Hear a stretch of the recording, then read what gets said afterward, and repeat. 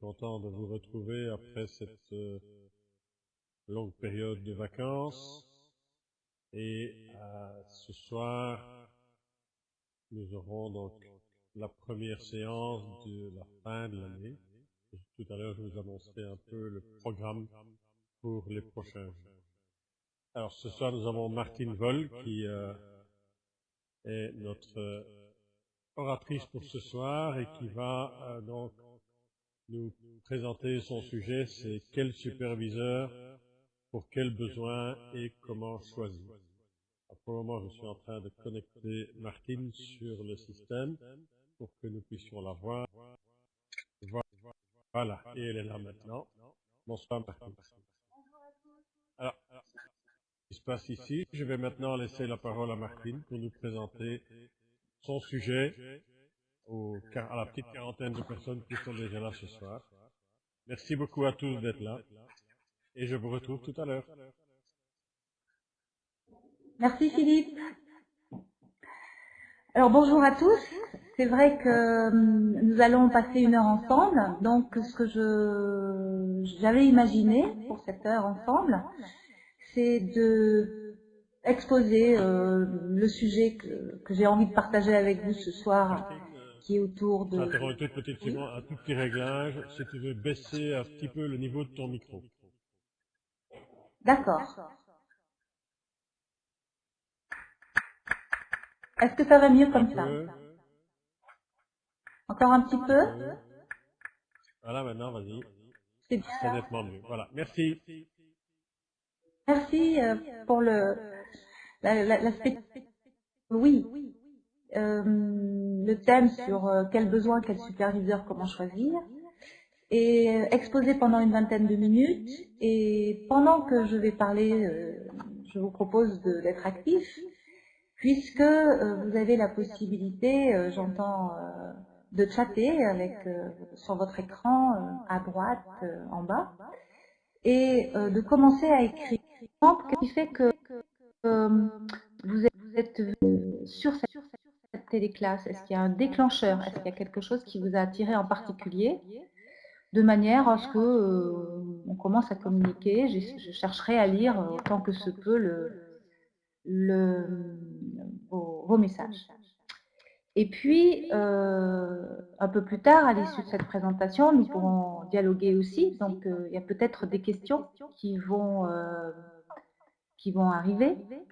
Et je sais que j'ai Philippe pas loin qui lui aussi va lire ces questions et qui pourra m'aider. C'est notre accord qui pourra m'aider si, par exemple, j'ai vu quelque chose, j'ai raté une info qui était importante et pertinente.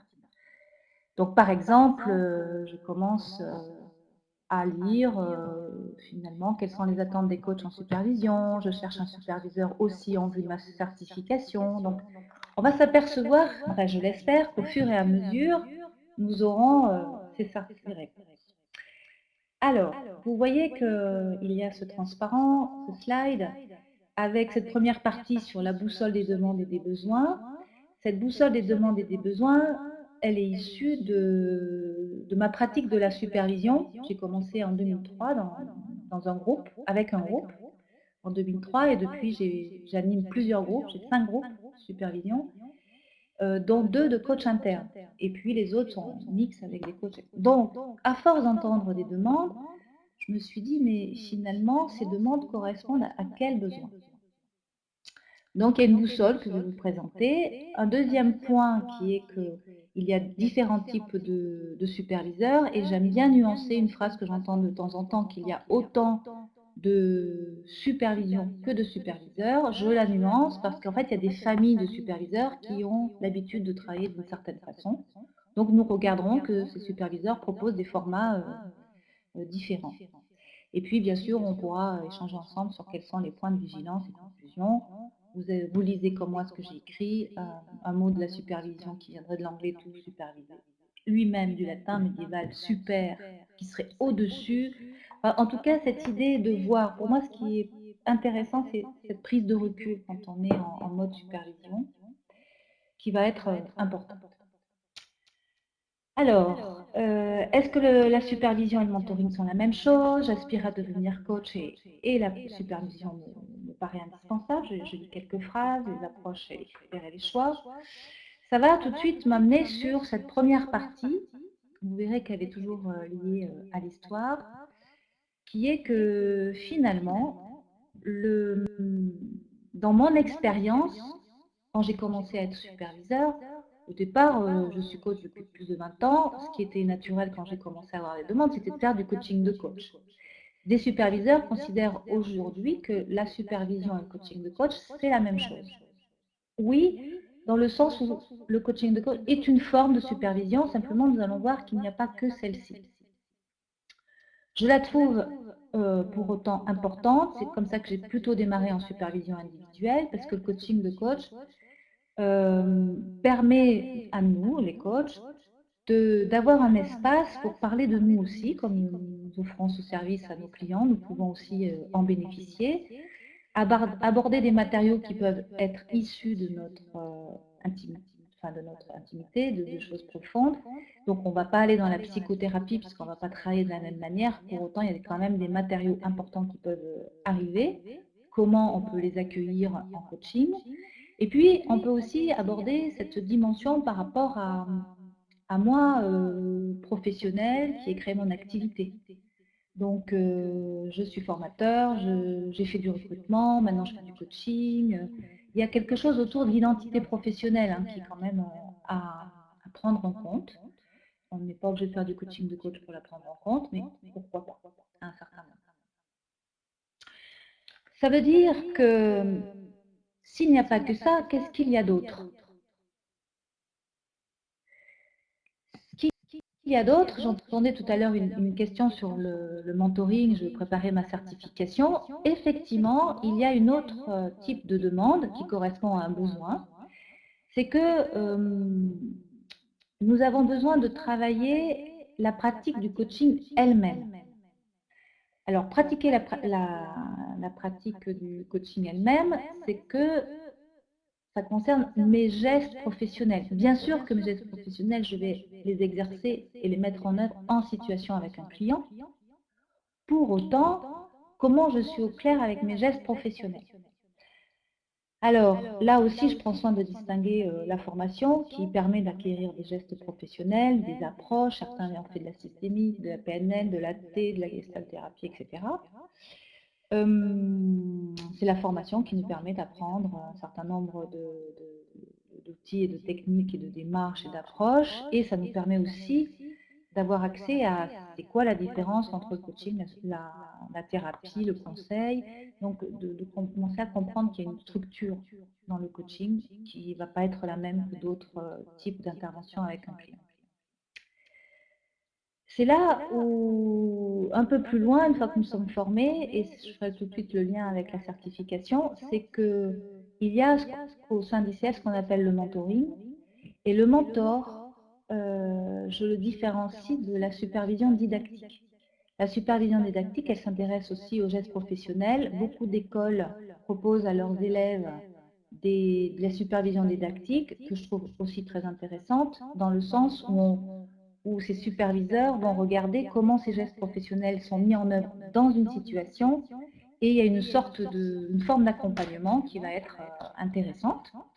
Cette forme d'accompagnement, je peux la préciser parce que le mot didactique, il a quand même du sens, au sens où il permet d'expliciter une méthode, un art, une science, de quelqu'un qui poursuit ce but avec son attitude. Il y a une manière didactique d'exposer une question. Donc, par exemple, là, je peux avoir un ton didactique puisque je partage à la fois quelque chose de mon expérience, que j'ai verbalisé, que j'ai formalisé, et je la transmets. Donc, pour un temps, je vais avoir un ton didactique. Ce qui est différent du mentoring, parce que la différence avec le mentoring, c'est que le mentoring correspond à une demande spécifique d'ICF. ICF, depuis toujours, en fait, les écoles de coaching et les associations de coach, je pense à la SF Coach, ICF et bien d'autres, nous avons fait la promotion de la supervision. Et à un moment, il y a eu une confusion entre la supervision professionnelle, qui peut prendre d'autres formes, et le mentoring, qui avait une visée intéressante d'accompagner les coachs à prendre leur place dans leur pratique professionnelle, avec bien sûr une cohérence avec, avec les 11 compétences ICF. Donc, je vous ai mis la définition que je suis allée chercher sur le site d'ICF Global, qui a été mise à jour en juillet 2014, puisqu'ICF définit bien maintenant la différence entre la supervision et le mentoring. ICF est une relation de soutien professionnel visant à obtenir et à mettre en évidence les niveaux de compétences de coaching selon le niveau de certification. Donc, le mentor, il va regarder quelque chose qui correspond à la pratique. ICF demande une dizaine d'heures de mentoring pour les candidats au départ, qu'ils soient ACC, PCC, NCC. Voilà, je pense que là, on a... Est-ce que c'est de la supervision ou pas? Pour moi, le mentoring et la supervision didactique sont encore une forme de supervision qui sont importantes à prendre en compte parce que de cette forme-là, nous allons pouvoir arriver à ce qui est, à mes yeux, peut-être le cœur de la supervision, qui est la supervision professionnelle. Alors, la supervision professionnelle, ça va être vraiment avec des personnes qui arrivent en supervision individuelle ou collective sur un travail qu'ils apportent qui est moi coach, dans ma pratique du coaching. Elle est vraiment appropriée à des professionnels qui désirent réfléchir à leur intervention. Et là, j'ai remarqué qu'il y avait deux types de besoins, c'est-à-dire des professionnels coachs qui ont leur situation client et qui ont besoin de prendre du recul par rapport à cette situation client pour deux raisons différentes. Parce que j'entends que souvent, il y a des inquiétudes sur, moi coach, quelle est ma compréhension de ce que m'apporte le client. Alors, il y a des personnes qui ont des outils systémiques et qui les utilisent pour analyser la situation du client, d'autres qui sont moins expérimentés ou étoffés sur cette partie-là. Et pourquoi pas, à un certain moment, faire un arrêt sur image sur une situation client pour commencer à prendre du recul, à regarder ce qui se passe. On sait bien qu'il y a des jeux de pouvoir dans l'entreprise, qu'il y a des triangles de Cartman, qu'il se passe beaucoup de choses. Donc, pourquoi pas, sous la forme de dessin, de constellation ou plein d'autres choses, d'essayer de regarder ce qui se passe chez le client. Et bien sûr, il y a aussi un moment où nous, en tant que coach, nous allons être éprouvés par la situation. Nous allons être touchés. Nous allons être nous-mêmes sollicités sur le plan émotionnel par rapport à cette situation. Cela signifie que la supervision professionnelle va être aussi un lieu pour sortir de cette situation.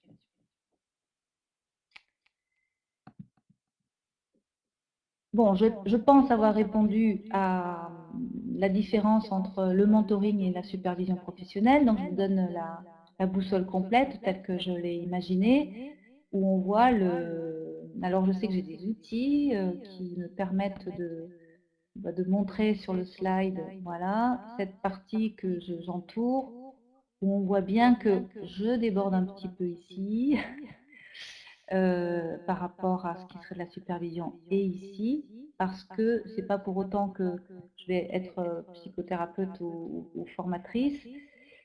Simplement, c'est cette idée d'accueillir que ces matériaux qui sont des demandes de formation implicites ou des matériaux qui viennent du plus profond de nous, ça va être important de les entendre. Certains superviseurs vont accéder à tous ces types de besoins. On a d'autres superviseurs qui nous aident dans le monde du coaching, qui ne sont pas coachs et qui viennent d'autres disciplines et qui peuvent nous apporter des éléments, surtout sur cette partie-là, puisqu'ils ne connaissent pas forcément notre métier de coach, mais qui vont nous aider à prendre du recul par rapport à la situation. Pour moi, il n'y a pas de bon ou mauvaise supervision, de bon ou mauvais superviseur. Il y a plutôt à réfléchir sur, par rapport à mon besoin, qu'est-ce que ce type de supervision va m'apporter à un moment de mon développement. Je passe parce que je crois que je veux pas trop rester sur ce temps-là. Donc, je vous avais parlé des différents formats. On peut parler de supervision individuelle, de supervision collective. Je fais une distinction en groupe et de groupe. Et puis la supervision d'équipe, je faisais référence tout à l'heure à du coaching de coach interne, quand ce sont des équipes de coach interne, ou des équipes dans d'autres milieux, pourquoi pas des équipes de managers et qui ont une demande de supervision, ce qui est différent du coaching d'équipe. Ensuite, pour poursuivre, je vais plutôt me centrer sur la supervision en groupe. Donc, la supervision individuelle, on comprend qu'on va pouvoir travailler de différentes manières selon le superviseur qu'on a choisi. Il y a le côté je suis seule avec mon superviseur, il y a un cadre protecteur. Je préfère développer, c'est important aussi, et pourquoi je vous parlais de la supervision en groupe, parce que selon le superviseur, il va y avoir différents types de travail. J'aime assez cette idée du groupe parce qu'elle permet au coach de rester pertinent, de transformer les difficultés que le coach rencontre lui-même en ressources. Et là, on va voir plusieurs types de travail dans ces groupes de supervision en groupe avec ce que j'appelle le superviseur centralisé. Alors, le mot ne vient pas de moi, j'avais un associé qui s'appelait Jean-Louis Santin et qui a écrit dans le grand livre de la supervision un article où il différencie la supervision centralisée et la supervision systémique. Je sais qu'il a travaillé avec Alain Cardon et puis d'autres superviseurs, il a pu comparer ces différentes façons de travailler. Je trouve que ce qui est intéressant avec la supervision centralisée, c'est qu'on a justement ces superviseurs qui ne viennent pas toujours du monde du coaching, qui nous font travailler cette prise de recul, et ils vont le faire en s'adressant directement à une personne dans le groupe, en faisant travailler cette personne devant le groupe. Et ça, ce qui est intéressant, c'est que par mimétisme, je pense qu'on peut aussi apprendre beaucoup d'un superviseur qui travaille avec un participant, puis un autre, puis un autre, puis un autre. Ces superviseurs ne gèrent pas forcément la relation dans le groupe, et c'est pour ça qu'on parle de supervision centralisée. Dans ces supervisions centralisées, il y a différentes formes de façons de travailler, donc c'est peut-être important d'en comprendre les intentions. Par exemple, lorsqu'on se porte son regard sur la difficulté que le coach rencontre avec lui-même dans la situation, on voit bien que on va travailler sur le coach, et l'idée de ce travail, c'est de transformer la difficulté du coach en ressources. Par exemple, François Balta ou les systémiciens vont travailler de cette manière-là.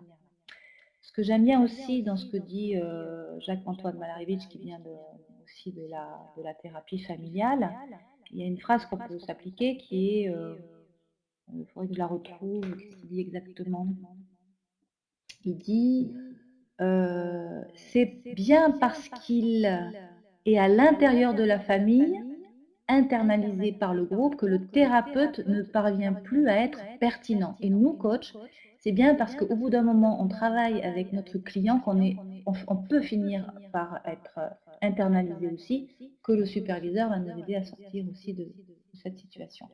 Maintenant, il y a d'autres formes de travail, hein, selon les gens qui viennent de la PNL, etc. Certains superviseurs insistent plus sur le développement de l'identité professionnelle, sur la fierté d'être coach. On peut être aussi, à un certain moment, en panne de narcissisme, donc un petit coup de reboost, ça va être aussi intéressant. En tout cas, on va pouvoir aborder des dilemmes éthiques, on va pouvoir aborder. Je passe sur cette notion de la supervision en contexte systémique, mais là, il y a une question qui attire mon attention. Quels sont les avantages, inconvénients entre la supervision individuelle et collective? Peut-être que je vais finir de présenter la supervision collective et on pourra aussi tenter de répondre ensemble à la question. Je voulais parler de la supervision de groupe Parce que dans la collectif, je différencie en groupe et de groupe. De groupe, c'est un superviseur qui va faire travailler chacun, mais qui va aussi prendre la dimension groupale. Et soit parce qu'il va faire travailler une personne, il a délégué à une personne du groupe volontaire, sur la base du volontariat, le coaching d'un autre membre du groupe volontaire, donc c'est déjà un avantage aussi de la supervision de groupe.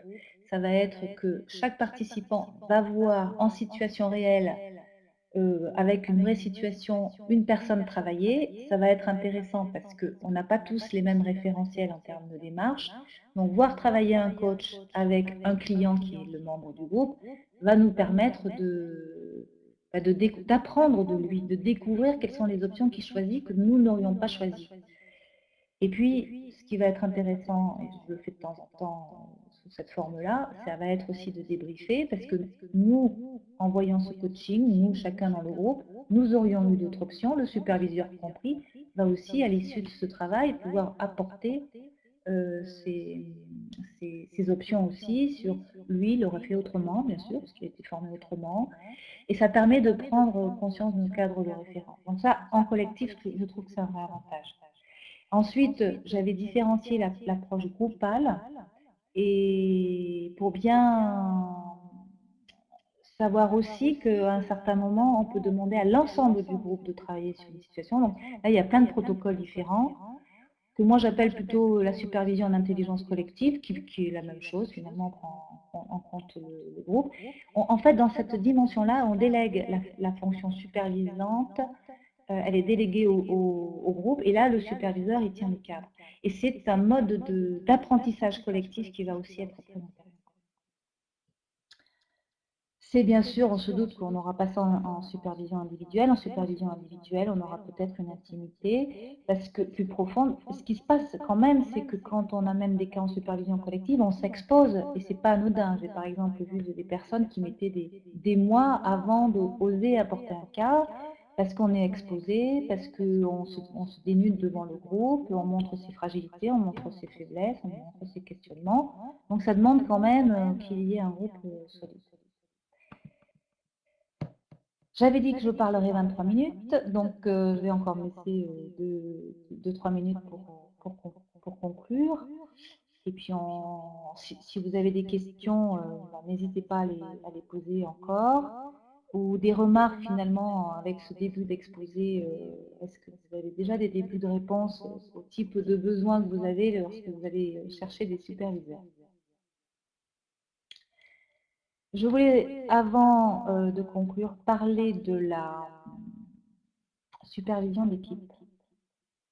La supervision d'équipe, la vraie supervision d'équipe en coaching, elle est plutôt rare parce que, mais en même temps, on peut considérer comme une équipe des coachs qui viennent soit de cabinets. Aujourd'hui, on a des cabinets de consultants qui ont aussi un département coaching, et ces personnes sont dans la même organisation, et ils travaillent en équipe auprès de certains clients. Donc, c'est peut-être intéressant qu'ils soient ensemble. Il y a deux options qui peuvent être choisies dans ce cas-là. Et pareil pour les coachs internes qui travaillent dans la même organisation et qui sont collègues par ailleurs. Donc, ça signifie qu'il y a un vrai choix à faire, c'est que est-ce qu'il vaut mieux que ces coachs internes ou ces coachs qui sont dans des cabinets aillent dans des groupes sans être avec leurs collègues, ce qui va leur donner aussi une certaine liberté de parole, parce qu'ils ne vont pas exposer leur situation devant des collègues. Et est-ce que c'est pertinent, ou est-ce que c'est pertinent de rester ensemble au niveau de l'équipe? Donc ça va être intéressant, les deux. C'est comme la supervision individuelle et la supervision collective. C'est intéressant peut-être de choisir, d'être conscient de ce que l'on cherche, parce que à chaque fois, il va y avoir une différence d'apport. J'ai deux questions. Quelle est la différence entre le coaching d'équipe et la supervision d'équipe? Merci pour la question. Certaines écoles de pensée du coaching proposent que tout coach suive une thérapie compensée. Bon, je vais essayer d'intégrer. Peut-être je vais prendre en premier la question sur le coaching d'équipe et la supervision d'équipe. Ma manière de travailler, j'ai les deux casquettes bien sûr. Je vais peut-être rester sur cette notion de coaching, supervision d'équipe. La supervision d'équipe, elle vise à rester sur un lien que je vais faire, hein, qui s'appelle l'analyse de la pratique, qui est un courant qui est issu qui est d'origine analytique. Ce n'est pas forcément un travail que je vais faire quand je suis coach d'équipe, mais en quoi ça va être important, c'est que quand on a une équipe réelle, on va tout de suite être connecté avec à la fois le niveau de la personne, le coach a des besoins en tant que personne, on va être au niveau de l'équipe, cette équipe qui appartient à la même organisation peut être amenée à s'interroger sur sa pratique dans son milieu. Est-ce qu'il y a des différences? Est-ce qu'il y a des règles implicites sur une pratique qui devrait être faite d'une certaine manière? Quels sont les liens avec l'équipe, entre collègues? Il y a le niveau de l'organisation, qu'est-ce que demande l'organisation? Et puis, il y a le niveau de l'institution. Donc, ça va être important d'être à ce moment-là superviseur d'équipe, pas forcément d'équipe, parce que le protocole qu'on va pouvoir utiliser, il va aussi avoir pour objectif d'avoir une pensée, pas simplement sur les actes et les gestes et les éprouvés des personnes qui sont là, mais sur ce que finalement demande l'institution de manière implicite. Je vous ai mis, j'avais pas vu que vous avez mis ça, cette définition, c'est Jean-René Loubat, qui est un psychosociologue dans le champ de l'action sociale et médico-sociale. C'est le type de fonctionnement groupal de ces modes thérapeutiques qui nécessite la présence d'un superviseur. Il y a des fonctionnements groupals, et sauf que ces gens qui constituent le groupe sont des personnes qui accompagnent. C'est comme l'analogie avec des équipes médicales, médico-sociales qui soignent, des éducateurs, quand même un passé de travailleurs socio-éducatifs. C'est comme ça que j'ai connu l'analyse de la pratique il y a 30 ans. Et je trouve que c'est intéressant d'aller chercher dans ces pratiques les travailleurs sociaux, parce qu'ils nous font réfléchir que nous, les coachs, on est quand même assez centrés sur le travail du coach, l'identité du coach, le développement du coach, etc. Mais que nous avons aussi à réinterroger le travail. Quel est le sens du travail qu'on nous demande? Et quand on est avec des coachs d'équipe, quel est le sens implicite que l'institution demande à ses travailleurs qui accompagnent? Alors que quand on est en coaching d'équipe, on a des équipes de managers, on pourrait aussi s'interroger sur le travail, mais ils n'ont pas la même vocation aidante. Ils ont des choses à accompagner pour la réalisation d'une mission, alors que le coach interne n'a pas d'objectif de résultat. Il n'a pas forcément accompagné son équipe ou son client pour atteindre tel résultat, réussir telle mission, d'avoir une efficacité opérationnelle. Ce qui va être intéressant, ça va être d'aider les personnes qui sont présentes à réfléchir sur ce qu'elles sont en train de fabriquer lorsqu'elles accompagnent, parce qu'il pourrait y avoir aussi les effets pervers de la supervision qui seraient de renforcer une équipe de coachs en difficulté, de la renforcer au niveau des protocoles qu'elle est en train de mettre en œuvre pour accompagner d'autres personnes, sans prendre en compte que ces manières d'accompagner peuvent générer une souffrance. Vous me poserez des questions, ce n'est pas si simple d'être clair pour moi là en quelques mots, mais ce que je voudrais faire passer comme message, c'est que là on va être plutôt focalisé sur le travail. Donc,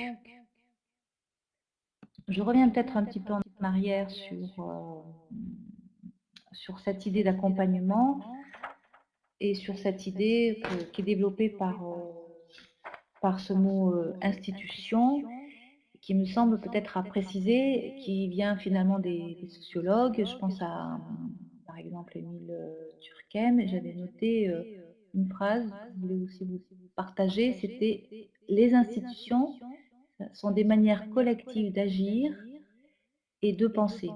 Elles ont leur existence propre en dehors des individus.»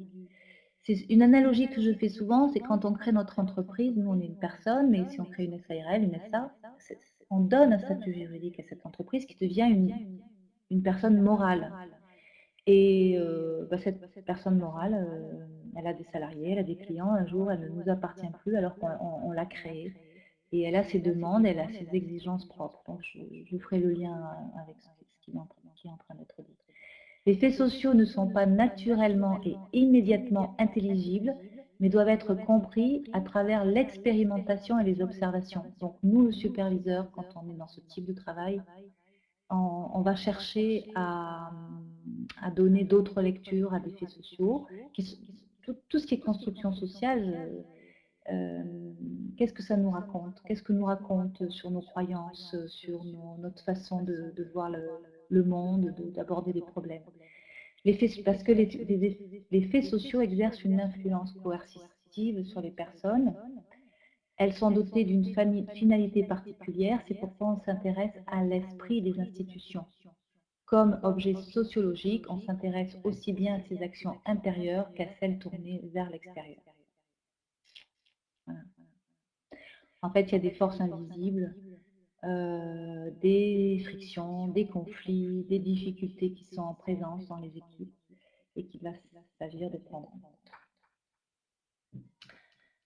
Je vous propose de m'arrêter là pour ce qui est du ton didactique et puis de revenir avec vos questions et de manière à réfléchir au point de vigilance ensemble. J'ai une question, par exemple, peut-on alterner supervision individuelle et supervision collective, ICF? Qu'est-ce que vous en pensez? Répondez au fond de vous. Je pense que vous avez la réponse. Je dirais oui, que c'est intéressant d'alterner la supervision individuelle et la supervision collective avec des coachs de la même famille et aussi des superviseurs qui ne sont pas de la même famille. Parce que quand on prépare notre certification, on a besoin de mentoring et c'est intéressant en tant que coach d'acquérir la compétence de savoir exercer, mettre en œuvre les compétences ICF de façon le plus pure possible, entre guillemets, parce qu'il y a une vraie vertu dans ce processus. Et en même temps, c'est intéressant de voir qu'il y a d'autres formes de travail en coaching qui peuvent aussi nous amener à réfléchir. Donc, pour moi, l'alternance de collectif, d'individuel, de changer de superviseur, pas toutes les 5 minutes, parce que c'est important aussi d'avoir de la continuité pour aller dans des choses peut-être plus dérangeantes et dans des zones aveugles qui demandent un peu de temps pour se laisser découvrir.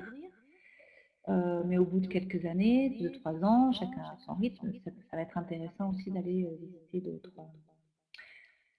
d'autres courants. Alors il y avait justement une question, y a-t-il des courants, approches différentes en supervision, comment les identifier et faire son choix? Eh bien, parlez avec votre superviseur avant de le choisir pour comprendre, déjà on a vu la boussole, est-ce qu'il couvre tous les besoins? Est-ce qu'il a un parti pris? Est-ce qu'il a une singularité? D'où il vient? On n'est pas le même superviseur si on vient du monde de la thérapie, si on vient du monde du management, si on vient du monde des travailleurs sociaux. Est-ce qu'on s'est intéressé à d'autres sujets? Est-ce qu'on a plusieurs approches? Est-ce qu'on en a une seule? Un superviseur qui a une seule approche, il va nous faire travailler précisément en profondeur sur son domaine de compétences. Les superviseurs qui ont une approche plus intégrative va mélanger plusieurs effectivement approches, comme je viens de le dire, et va aussi nous aider à élargir nos propres outils. Est-il pertinent d'avoir plusieurs superviseurs en fonction de son parcours? Par exemple, en cours de certification, certifier niveau pratique. Est-il, alors je vais relire la question pour bien être sûr de la comprendre. Est-il pertinent d'avoir plusieurs, oui, superviseurs en fonction de son parcours? Je pense que nous avons, avec les années de pratique qui passent, des cycles et des évolutions de notre identité professionnelle. Au départ, au niveau d'un coach plus junior, il y a un besoin de légitimité, de prendre confiance, de gagner en estime de soi aussi, de peut-être aussi valider qu'on a les bons gestes professionnels. Alors quand je dis bon, c'est qu'on sait les mettre en œuvre en prenant soin du client. Et en même temps, un jour, on a besoin aussi de sortir du modèle scolaire parce qu'il a été utile, mais on s'aperçoit face à la réalité qu'on peut avoir d'autres besoins. Et puis, un jour, on devient compétent de manière inconsciente. Et à ce moment-là, on a peut-être besoin d'un superviseur ou bien d'un groupe de supervision qui ne va plus du tout se poser des questions sur les outils, les démarches, etc. Et qui va pouvoir libérer son énergie en intelligence collective pour créer. Et en même temps, on peut aussi avoir besoin de revenir à nos classiques. Pour ma part, je suis revenue à mes classiques en cherchant à mettre en place une formation à la pratique de la supervision parce que au bout de 10 ans de pratique, j'avais vraiment besoin d'extérioriser mes apprentissages, de les éprouver, d'aller vers d'autres superviseurs qui travaillaient peut-être autrement, de dialoguer avec eux et de mettre en circularité, de partager et de donner, comme je fais ce soir, et aussi d'être challengée, confrontée, que mes entre pairs, on s'aide à réfléchir. Et quand je dis pairs, c'est superviseur, coach, c'est entre collègues. Euh, voilà, pour arriver à, à toujours être dans cette idée d'approche réflexive qui est aussi d'apprendre de nos expériences, apprendre de nos rencontres, apprendre de nos situations. Alors, la deuxième partie de la question en cours de certification certifiée niveau de pratique, ça amène à réfléchir sur le terme de pratique professionnelle.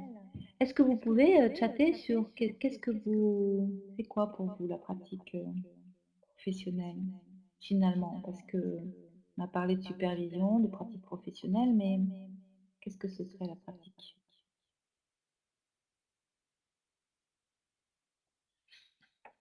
Je vous laisse réfléchir.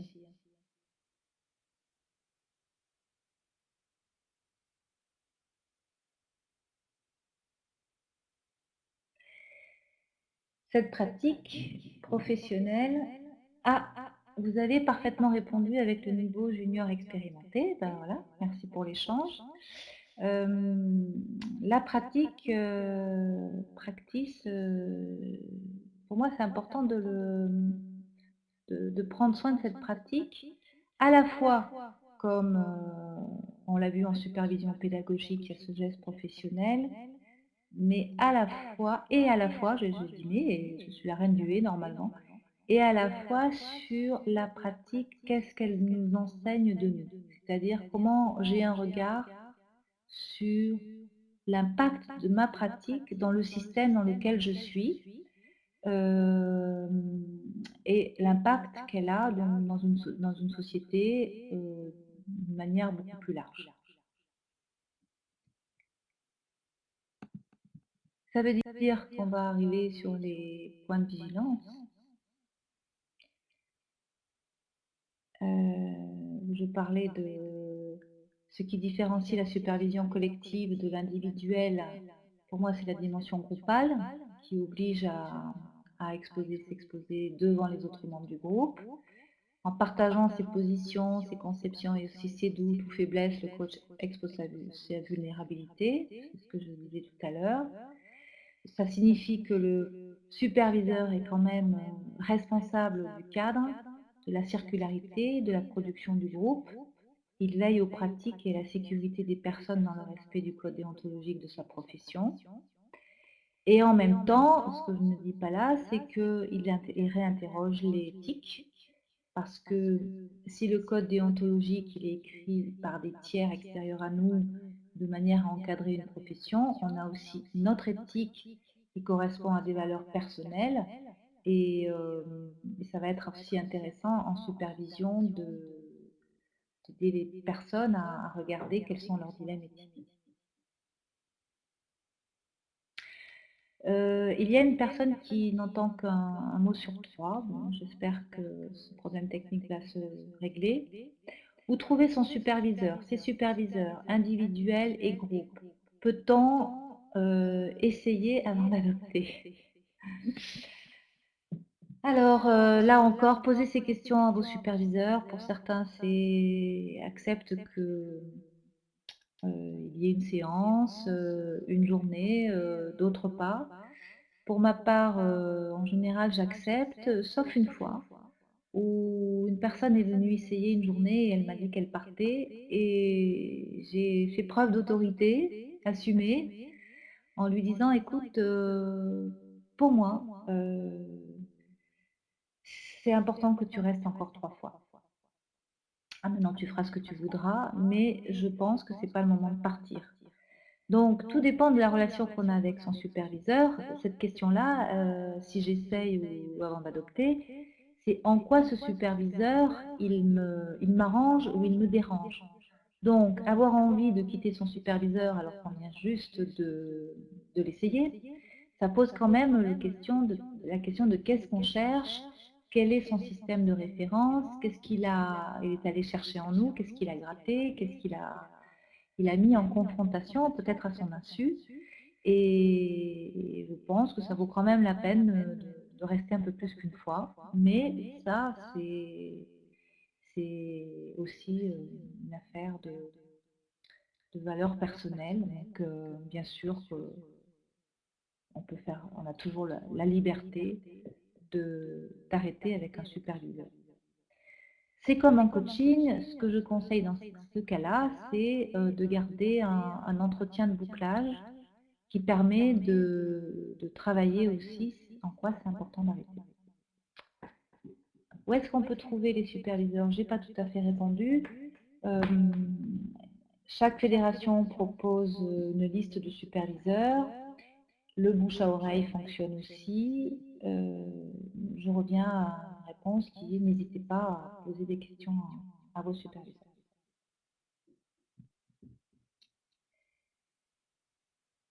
C'est surtout en termes de style qui conviennent.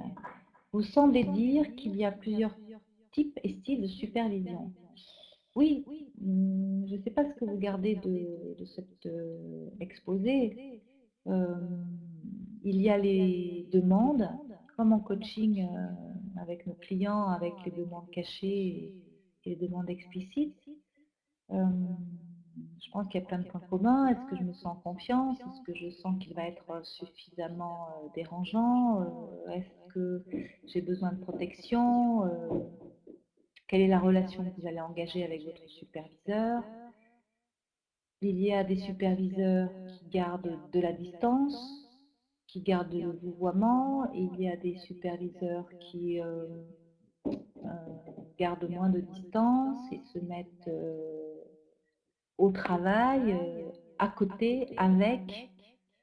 Là encore, peut-être qu'à chaque expérience avec un superviseur, ce qui me semble important, c'est d'en tirer un apprentissage.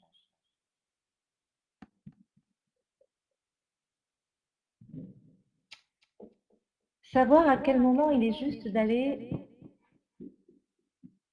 vers un superviseur. Savoir à quel moment il est juste d'aller vers un superviseur. Un jour, c'était suite à un appel d'offres, c'était un groupe qui lançait un appel d'offres pour des coachs et qui me téléphonait pour savoir ce qu'ils allaient mettre dans leur appel d'offres au sujet de la supervision et me demander si dans l'appel d'offres, ils devaient rendre la supervision du coach obligatoire ou pas. Et ce que j'ai répondu, c'est que pour moi, dans le processus de professionnalisation du coach, oui, il est nécessaire d'avoir un superviseur.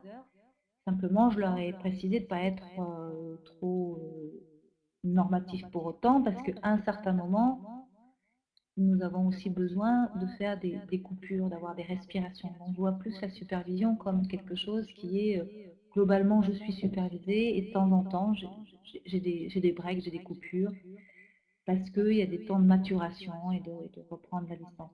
Je préconise d'être supervisée quand on est coach. C'est presque une obligation de professionnalisation. Moi-même, je suis superviseur et je suis superviseuse. Et je me rends compte du bien que mon superviseur m'apporte parce que il m'aide vraiment à prendre de la distance. Alors après, être supervisé en permanence, qu'est-ce que ça raconte de nous aussi? De quoi nous avons besoin? Qu'est-ce que c'est que cette relation avec le superviseur? Donc nous avons aussi notre travail intérieur à faire. Et ça me fait penser à quelqu'un que j'apprécie beaucoup, qui s'appelle Gaston Pinault, qui a travaillé sur deux concepts, où je n'ai pas ces références comme ça maintenant, mais vous pouvez taper sur Internet, vous trouverez ses coordonnées. Euh, il a travaillé sur cette notion d'hétéronomie et d'autonomie. L'hétéronomie, ce serait pour lui une activité plutôt diurne où nous apprenons des autres. On apprend des autres, alors bon, ça fait on va être un positif, de nos enseignants, de nos professeurs, de nos collègues, et aussi nous apprenons à nous conformer à des normes sociales. Depuis tout petit, on apprend à vivre en société. Alors selon le pays où nous sommes nés, on n'apprend pas forcément tout à fait les mêmes choses, mais ça va être de l'ordre parfois de l'imposer, parfois du suggérer, parfois du volontariat, mais en tout cas, on va être dans l'hétéronomie, on apprend des autres. Et puis, il parle d'une activité nocturne, où là où nous sommes seuls avec nous-mêmes, et c'est là où on a l'opportunité d'apprendre de soi. Donc, ce que je préconise, c'est cet aller-retour. En quoi je suis dérangée en quoi je suis irritée. J'ai probablement trouvé allez, un partenaire d'accrochage quand quelqu'un me dérange. Il va chercher quelque chose dans mon ombre. Nous sommes des êtres de projection, avec du transfert et du contre-transfert. On parle parfois aussi de reflet systémique. Je vis une situation qui ressemble à autre chose, etc. Donc, où est-ce qu'on va les débroussailler ces histoires-là? On peut le faire avec de l'intervision, on peut le faire avec de la supervision, et puis de le faire aussi soi avec soi-même. Ça peut être un journal, un écrit, ça peut être beaucoup de choses. Parce qu'on pourrait aussi savoir quel est le moment juste de quitter son superviseur.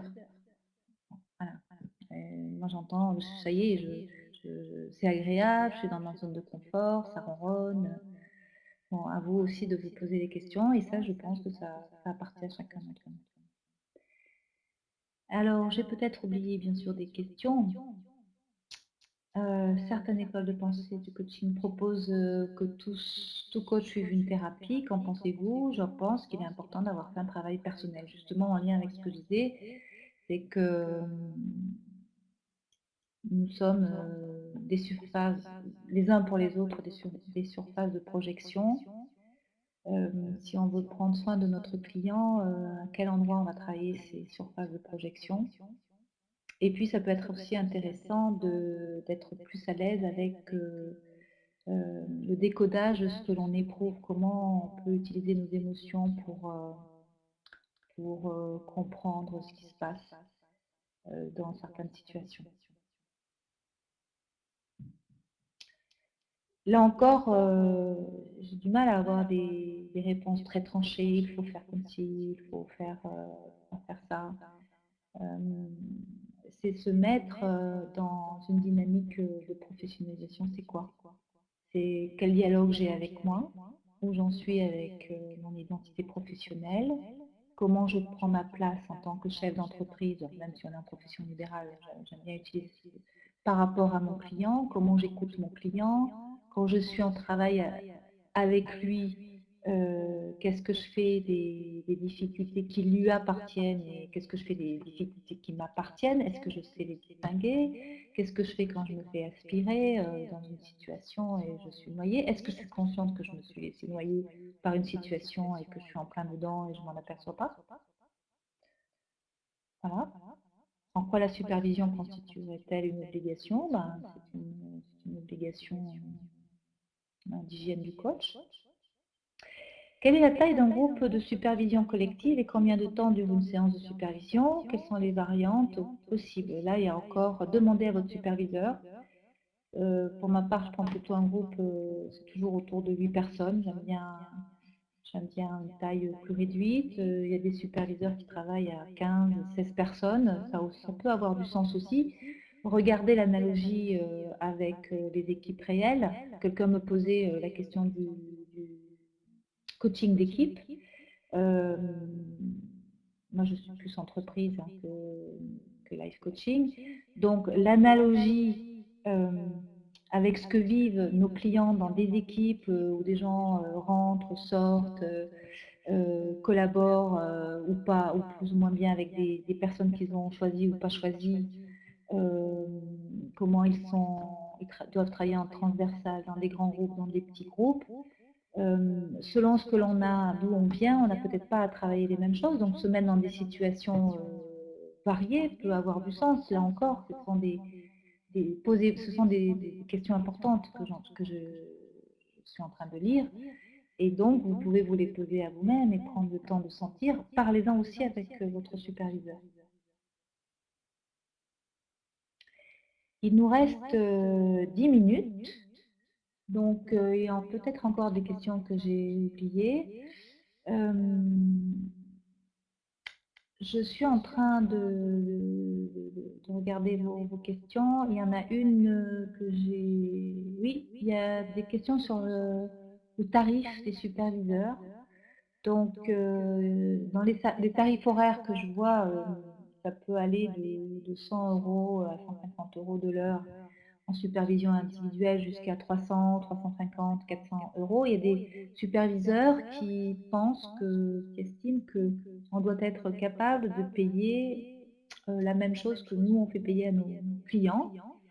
Et c'est une manière d'investir sur nous-mêmes.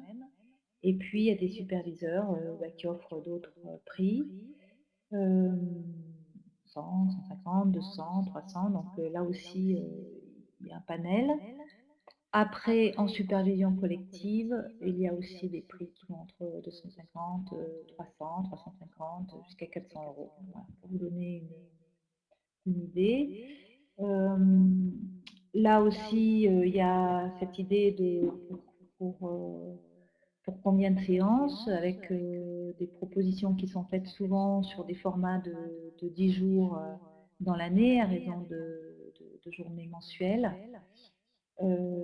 Avec une exigence de régularité, ce qui est normal, en tout cas c'est une façon de mesurer l'engagement.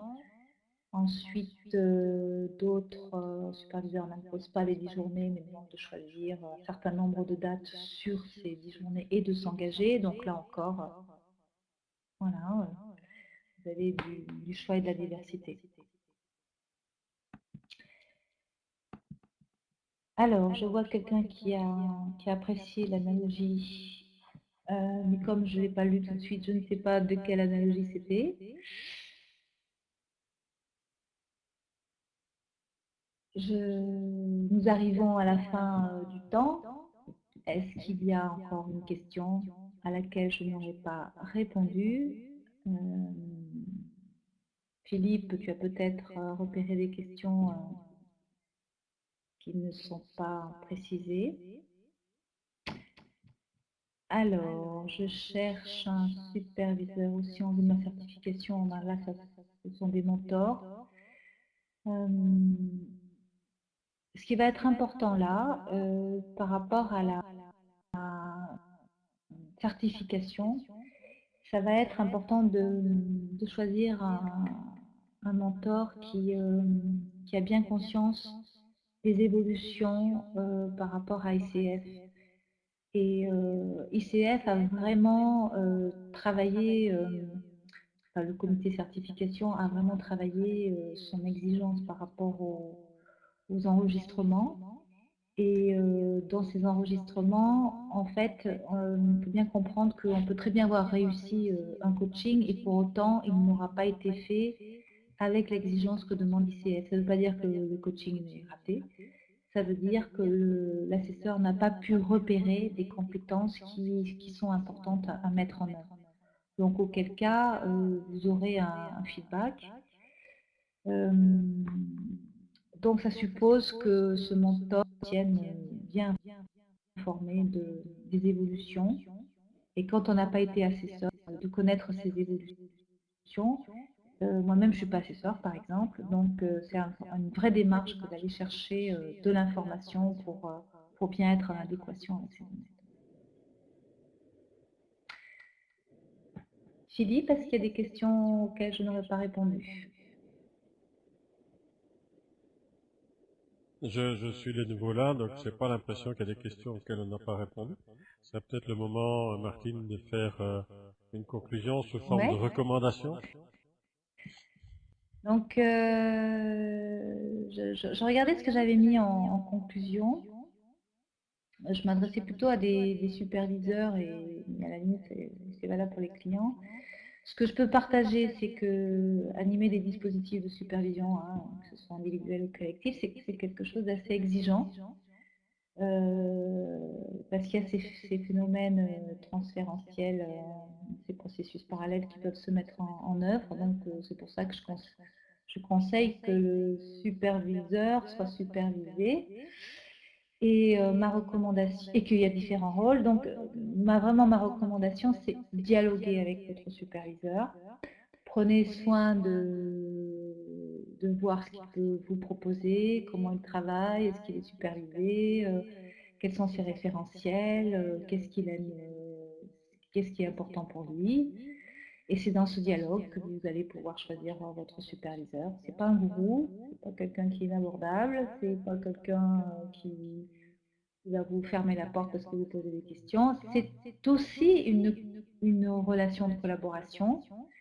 Peut-être que la différence que je ferai avec un accompagnement de type coaching, c'est que pour ma part, j'assume qu'à un certain moment, je puisse avoir un partage d'expérience, une sorte d'autorité qui va questionner directement l'importance de certains contenus, ce que je ne vais pas forcément faire en coaching. Est-ce qu'il y a ce côté de surveiller positivement, de prendre soin, voilà, à la fois déranger, mais de prendre soin de la personne, du coach qui vient travailler, parce que j'ai beaucoup vu de coachs qui arrivent dans les journées, qui sont fatigués, qui ont besoin de se ressourcer, et qui donnent beaucoup, et qu'il y a aussi besoin de cette dimension d'avoir un lieu de ressourcement et de dialogue. Voilà. Merci beaucoup. Ben, nous arrivons à l'heure, donc c'est le moment de te remercier, Martine, pour cet exposé à la fois savant et accessible sur le sujet. Et je crois que ça aidera beaucoup d'entre nous à prendre des décisions raisonnables par rapport au développement de son professionnalisme et de la qualité qu'on va pouvoir offrir à nos clients en termes de savoir-faire, aussi en termes de présence. Et c'est une des compétences particulièrement importantes du coach, c'est réussir à être présent à son client.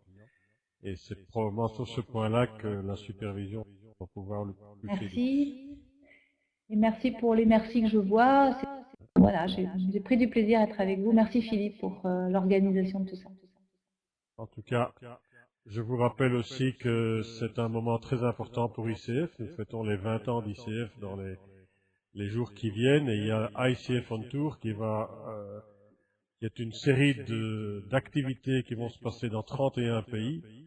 Et ça commence lundi à Bruxelles, avec toute une journée, avec 5 orateurs extrêmement intéressants. Il y a encore de la place, donc je vous encourage à aller sur le site d'ICF Belgique et de voir si vous voulez encore venir à Bruxelles lundi pour vivre une journée exceptionnelle du monde du coaching. Sur ce, je vous dis à tous bonne soirée et à la prochaine occasion. Au revoir. Bonsoir, bonsoir.